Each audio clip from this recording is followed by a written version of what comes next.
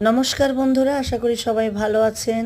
আমার ছাদ বাগানে এই মুহূর্তে কি কি ফুল ফুটেছে, মানে কি কি জবা ফুটেছে সেটা আপনাদের সঙ্গে শেয়ার করছি।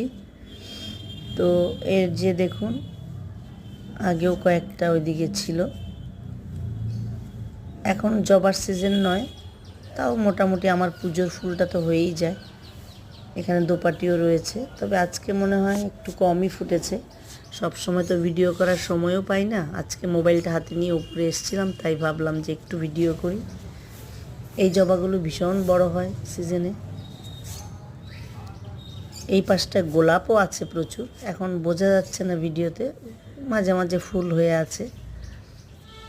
সারা বছরই একটু একটু গোলাপ হয়, তবে সেরকম না। এই যে বোতাম ফুল।